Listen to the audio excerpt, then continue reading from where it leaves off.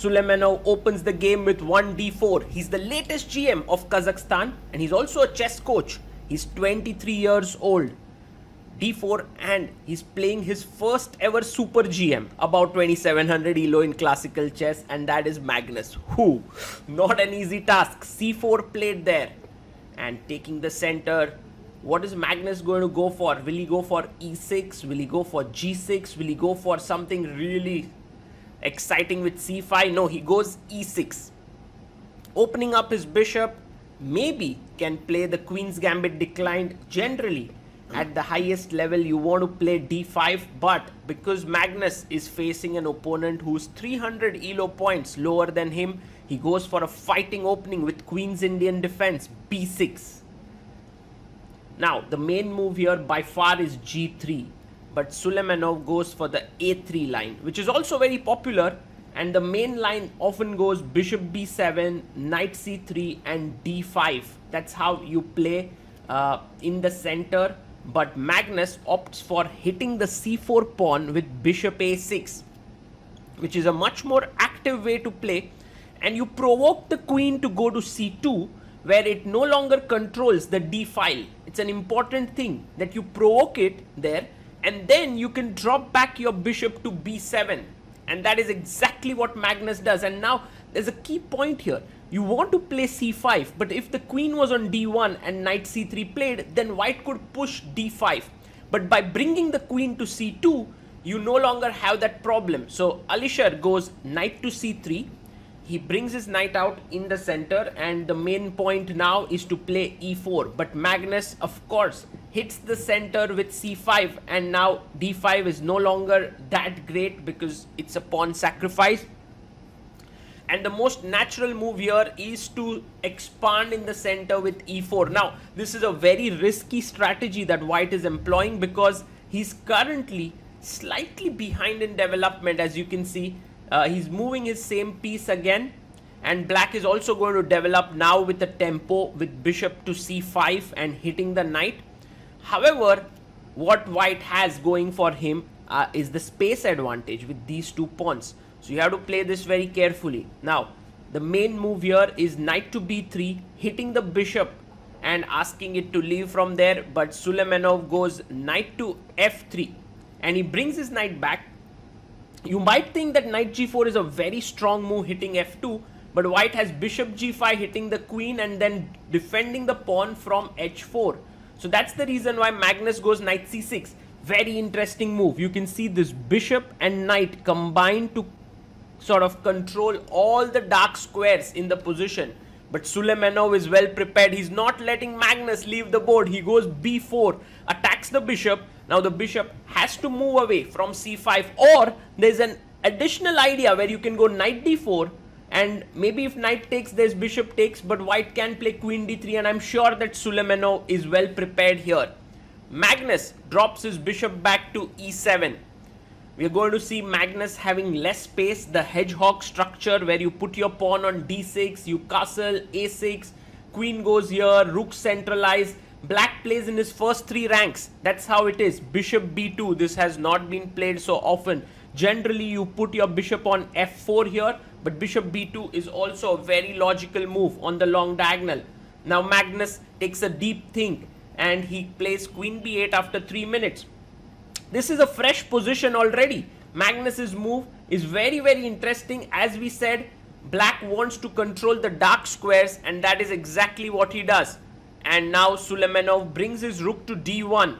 The rook is fantastically placed on the d file and later on can put pressure on the d7 pawn.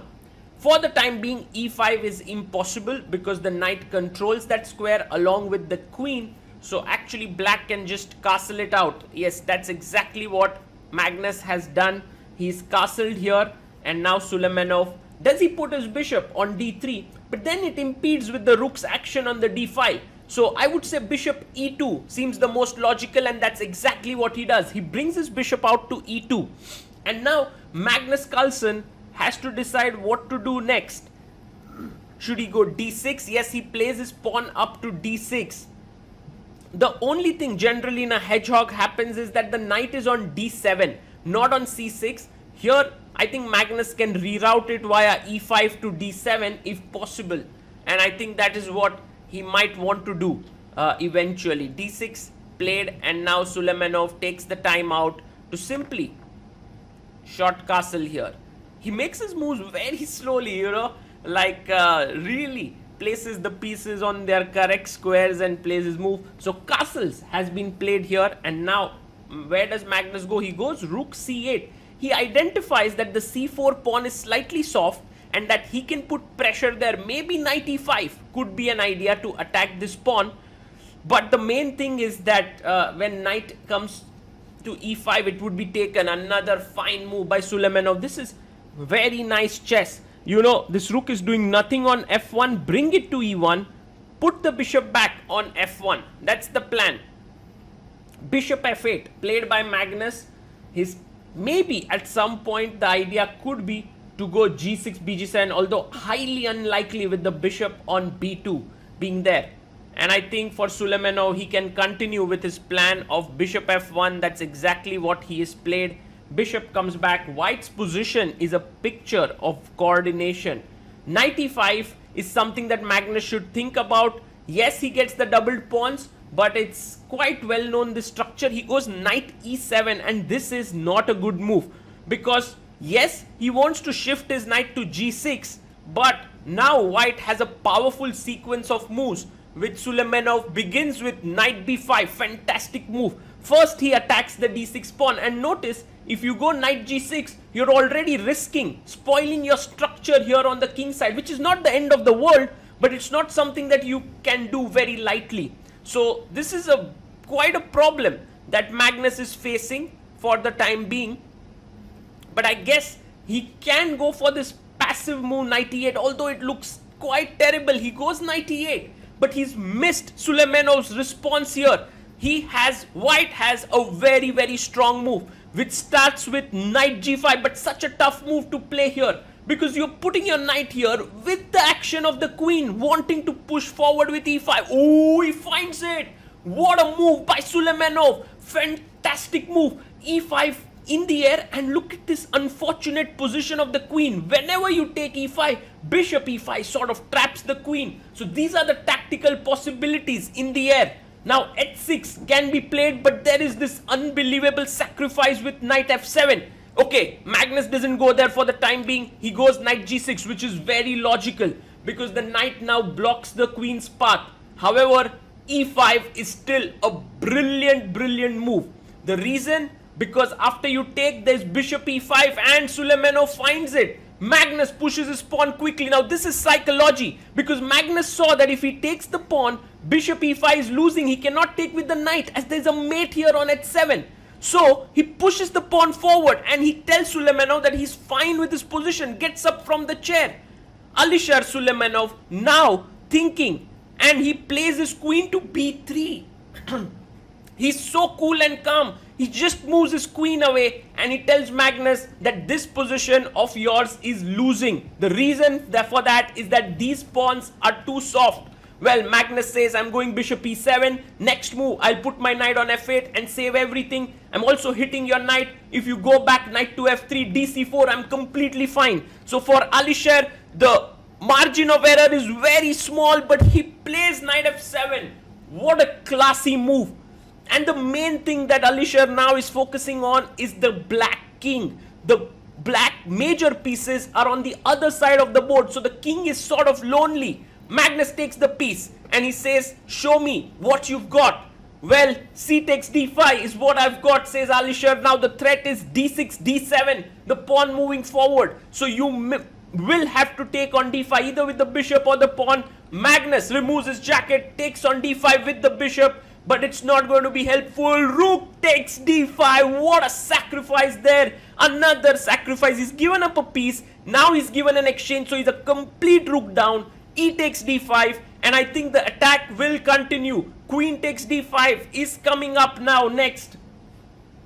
And this is brilliant. Queen takes d5 check. King moves back. And now how do you continue and finish it off? Because it's not so simple. One idea is rook e3 to f3 that you can think of. You're a rook down, but Alisher finds knight d4, And the amazing part of this move is that knight e6 is a massive threat, and if you play knight c7, I go back with a check and now play knight c6, hitting the queen. Queen b7 is met with knight e7 and you lose the queen. So that was the tactical refutation there. Knight f4 played by Magnus. He knows that he's losing the game, because knight f4, now with queen f3, you can simply pin the knight, and exactly what Alisher does. Now g5 cannot save you because g3 is coming in. So if you lose a piece here, then you will only be an exchange down, which is nothing much in such a position where you already have 2 pawns. King g8 played by Magnus, trying to escape. Alisher simply takes the knight.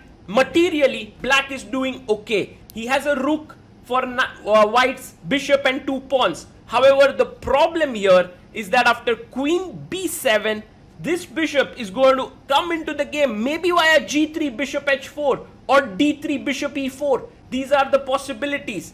And Alisher now goes knight to f5. He attacks this bishop on e7. He's also looking at e6 to unleash the power of his other bishop. You can see Magnus knows that the writing is on the wall. He plays b5 just to stop bishop c4 check, but that move absolutely has a tactical refutation. You can just take off that pawn, and that's exactly what Suleimanov does. You cannot take with the queen because check, king h8 and queen f8 is checkmate. And so what do? You go bishop f8. However, unfortunately now you are 3 pawns down and already white is ahead in material.